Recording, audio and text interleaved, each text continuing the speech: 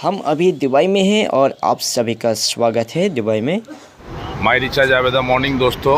अभी हम लोग हैं ग्लोबल विलेज। यहाँ पे दुनिया के 100 कंट्री के अपने अपने एक विलेज है।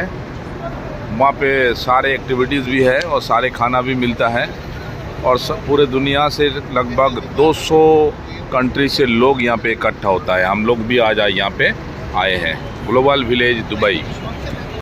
और ये है पाम जुबैरा ब्रिज, बिल्कुल समुंदर के नीचे ये रोड है। बहुत अच्छा रोड है।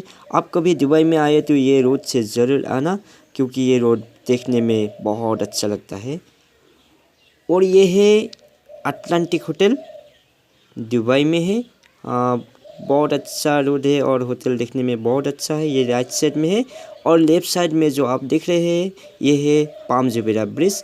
और रोड देखने में कितना अच्छा लगता है। और ये है समुंदर, लेफ़्ट साइड में समुंदर है। और आज हम जो सफ़र में आया है बहुत अच्छा लगता है, बहुत एक्साइटेड है हम लोग। और देखिए आप लोग तो देख रहा होगा कितना अच्छा लगता है ये दुबई। ये समुंदर के किनारे ये रोड है और ये है बुर्ज खलीफा, सबसे अच्छा सिटी है दुबई में। और आप कभी आए तो ये सिटी ना देखे तो दुबई में आने का कोई मतलब ही नहीं है। बहुत अच्छा लगता है देखने में, कितना सुंदर बनाया है दुबई वालों ने।